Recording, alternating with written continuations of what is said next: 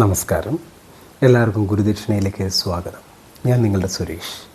ഇന്ന് ഒരു മെത്തേഡ് അല്ലെങ്കിൽ ഒരു പ്രോസസ്സ്, അതിനെക്കുറിച്ച് പറയാനാണ് ആക്ച്വലി ഞാൻ ഉദ്ദേശിക്കുന്നത്. അതൊരു ചെറിയ കഥയിലൂടെ, ഒരു സംഭവ കഥയിലൂടെ, ഞാൻ കേട്ടു പഠിച്ച ഒരു കഥയിലൂടെ നിങ്ങളിലേക്ക് എത്തിക്കാനാണ് ഞാൻ ശ്രമിക്കുന്നത്.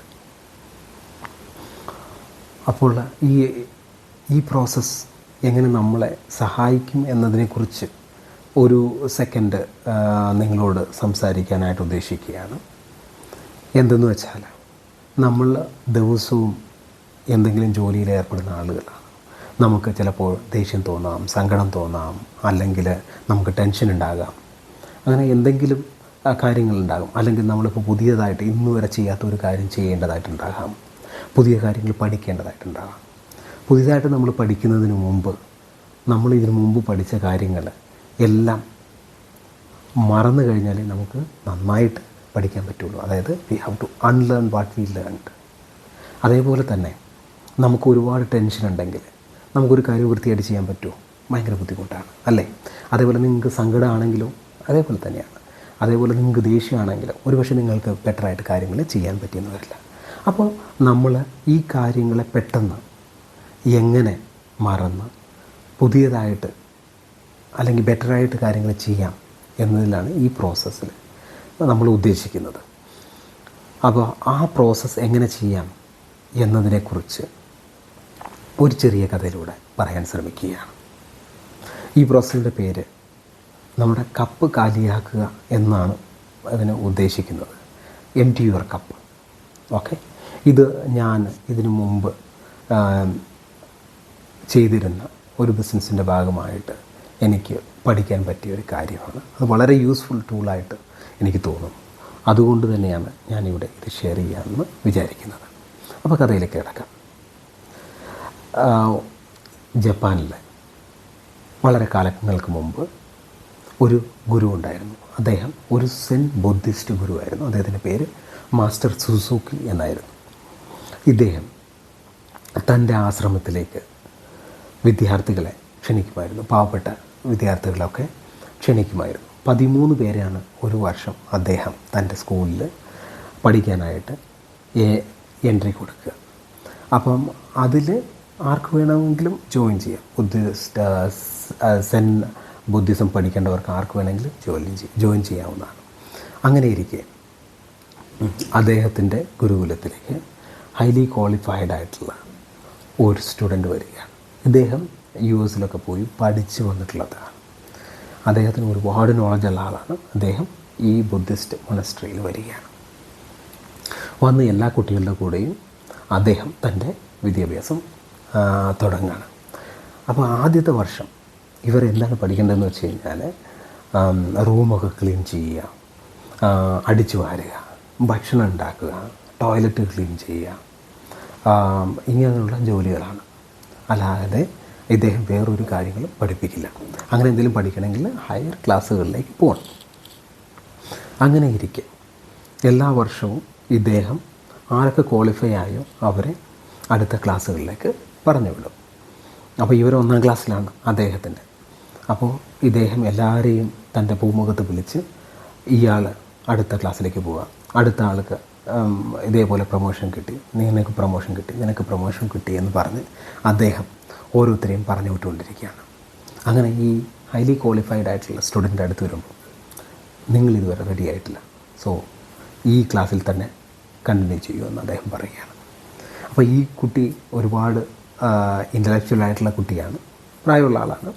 അദ്ദേഹം വിചാരിക്കുകയാണ്, ഞാൻ ചെയ്യുന്ന വർക്കെല്ലാം വളരെ ഭംഗിയായിട്ട് ചെയ്യുന്നതുകൊണ്ട് ആയിരിക്കാം എന്നെ ഇവിടെ നിർത്തുന്നത്. പുതിയ വരുന്ന കുട്ടികൾക്ക് ഞാൻ ഒരു മാതൃകയാകട്ടെ എന്ന് വിചാരിച്ചായിരിക്കും അദ്ദേഹം നിർത്തുന്നതെന്ന് വിചാരിച്ച് ഈ കുട്ടി ആ ക്ലാസ്സിൽ തന്നെ തുടരുകയാണ്. 1ാം ക്ലാസ്സിൽ തന്നെ തുടരുകയാണ്. പക്ഷേ അദ്ദേഹം കൂടുതൽ കെയർ എടുത്ത്, ഇപ്പോൾ തുണി കഴുകുകയാണെങ്കിൽ തുണി വളരെ നല്ല ഭംഗിയായിട്ട് കഴുകുന്നുണ്ട്.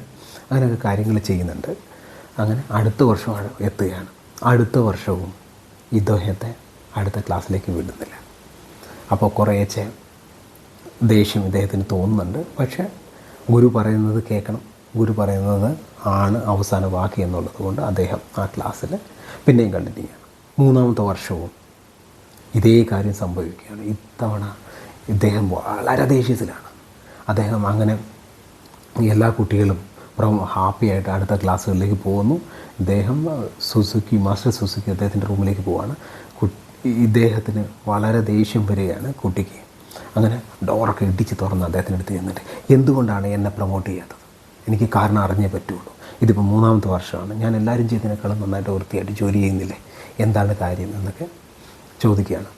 അന്നേരം മാസ്റ്റർ സുസുക്കി അദ്ദേഹത്തെ വളരെ സൗമ്യമായിട്ട് ഇങ്ങനെ നോക്കിയിട്ട് പറയുകയാണ്, വരൂ, ഇരിക്കും, നമുക്ക് സംസാരിക്കാം. അങ്ങനെ ഈ സ്റ്റുഡൻറ്റ് ഇദ്ദേഹത്തിനടുത്തിരിക്കുകയാണ്. അന്നേരം ഗുരു പറയുകയാണ്, അവിടെ ഒരു കപ്പുണ്ട്, ഒരു കെറ്റിൽ ചായ ഇരിപ്പുണ്ട്, ചായ ഒഴിക്കൂ എന്ന് അദ്ദേഹം പറയുകയാണ് കപ്പിലേക്ക്. അപ്പോൾ ഈ സ്റ്റുഡൻറ്റ് ആ കപ്പിൻ്റെ ഏതാണ്ട് ബ്രിമ്മിനടുത്ത് വരെ ഒഴിച്ച് അവിടെ നിർത്തുകയാണ്. അല്ലേ, നമ്മളാണെങ്കിലും അങ്ങനെയല്ലേ ചായ ഒഴിക്കുക. അദ്ദേഹം പറഞ്ഞു, ഞാൻ ചായ ഒഴിക്കാനേ പറഞ്ഞിട്ടുള്ളൂ, സ്റ്റോപ്പ് ചെയ്യാൻ പറഞ്ഞിട്ടില്ല എന്ന് ഈ സ്റ്റുഡൻറ്റിനോട് പറയുക. അദ്ദേഹം പിന്നെയും ചായ ഒഴിച്ച് അത് ഏറ്റവും നിറഞ്ഞ് തുളുമ്പുന്ന ഒരു കണ്ടീഷനിലെത്തുമ്പോൾ അവിടെ നിർത്തുകയാണ്. അദ്ദേഹം പറയും, ഞാൻ പറഞ്ഞില്ലല്ലോ നിർത്താൻ എന്ന്. സ്റ്റുഡൻറ്റ് പിന്നെയും ചായ അതിലേക്ക് ഒഴിക്കുകയാണ്. അത് നിറഞ്ഞ് അതിൽ നിന്ന് പുറത്തേക്ക് കവിഞ്ഞ് അവിടെയൊക്കെ തറയിലൊക്കെ പരക്കാൻ തുടങ്ങി. കുറേശ്ശെ ഗുരു ഇരിക്കുന്ന പായയിലേക്കും പരക്കാൻ തുടങ്ങുകയാണ്. അന്നേരത്തേക്കും ഈ ഓൾറെഡി ദേഷ്യം പിടിച്ചിരിക്കുകയാണ്. അതിനിടയ്ക്ക് ഇതെന്തിനാണ് ഇങ്ങനെ പറയുന്നതെന്ന് വിചാരിച്ചിട്ട് കെറ്റിൽ താഴെ വെച്ചിട്ട് പറയുകയാണ്, അങ്ങ് എന്താണ് എന്നെ പ്രൂവ് ചെയ്യാൻ ശ്രമിക്കുന്നത്? പറയൂ, എനിക്ക് മനസ്സിലാകുന്നില്ല എന്ന് പറയാം. അപ്പോൾ മാസ്റ്റർ സുസുക്കി ഈ കുട്ടിയോട് പറയുകയാണ്, നിൻ്റെ അവസ്ഥ ഈ നിറഞ്ഞ കപ്പിനെ പോലെയാണ്. നീ ഒരു നിറഞ്ഞ കപ്പാണ്. ഞാൻ എന്തൊക്കെ അറിവ് നിനക്ക് പകർന്നു തരാൻ ശ്രമിക്കുന്നു അതെല്ലാം ഓവർഫ്ലോ ആയി പോവുകയാണ്. അതുകൊണ്ട് ആണ് നിനക്ക് ക്വാളിഫൈ ചെയ്യാൻ പറ്റാത്തത്. ആദ്യം നീ ഒരു കാലിക്കപ്പാകണം. അതിനുവേണ്ടി നീ എന്ത് ചെയ്യണം? Empty your cup. നീ ആദ്യം നിനക്കറിയാവുന്ന കാര്യങ്ങളെപ്പറ്റിയെല്ലാം മറക്കൂ. അതിനുശേഷം നീ പഠിച്ചാലേ നിനക്ക് പുതിയ കാര്യങ്ങൾ പെട്ടെന്ന് മനസ്സിലാവൂ, എന്നാലേ നിനക്ക് ക്വാളിഫൈ ചെയ്യാൻ പറ്റൂ എന്നാണ് അദ്ദേഹം പറയുന്നത്. അവിടുന്ന് ഈ കുട്ടി പഠിച്ച ലെസൺ എന്താണെന്ന് വെച്ചാൽ, നമ്മൾക്ക് അറിയാവുന്ന പല കാര്യങ്ങളും നമ്മൾ മറന്നു കഴിഞ്ഞാൽ മാത്രമേ പലതും പുതിയതായിട്ട് നിങ്ങൾക്ക് പഠിക്കാൻ കഴിയുകയുള്ളൂ. ഉദാഹരണത്തിന്, നിങ്ങൾ ഒരു ജിമ്മിൽ ഡെയിലി പോയിക്കൊണ്ടിരിക്കുന്ന ഒരാളാണ്. നിങ്ങൾ നാളെ യോഗ ക്ലാസ്സിൽ പോകാൻ വേണ്ടി ഉദ്ദേശിക്കുകയാണെങ്കിൽ, യോഗ ക്ലാസ്സിൽ പോകുമ്പോൾ നിങ്ങൾക്ക് ജിമ്മിൽ ചെയ്യുന്ന മാതിരി എഫേർട്ട് ഇട്ടല്ല ചെയ്യേണ്ടത്.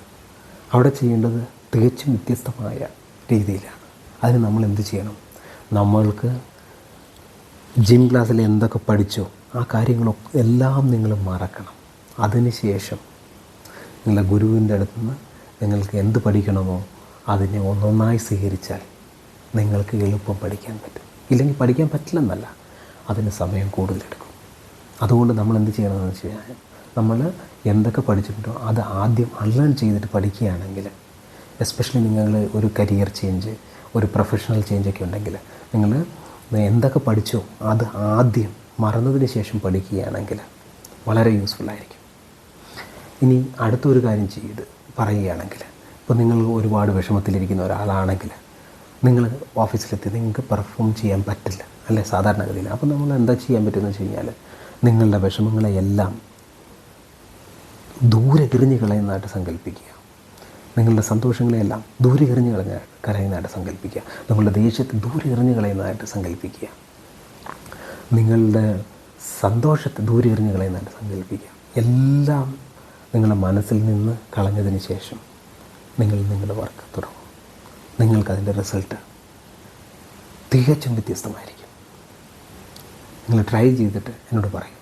നിങ്ങൾക്ക് വേണമെങ്കിൽ ഇത് തുടങ്ങുന്നതിന് മുമ്പ് കണ്ണടച്ച് ഒരു 2-3 ബ്രീത്ത് എടുത്തതിന് ശേഷം, മനസ്സിനെ കുറച്ച് കാം ചെയ്തതിന് ശേഷം, നിങ്ങൾക്ക് ഇങ്ങനെ, ഞാൻ ഇന്ന് കാലത്ത് വണ്ടി ഓടിച്ച് വരുമ്പോൾ ഒരുപാട് ട്രാഫിക് ഉണ്ടായിരുന്നു, ഒരുപാട് എനിക്ക് ദേഷ്യം വന്നു, അത് പോകട്ടെ.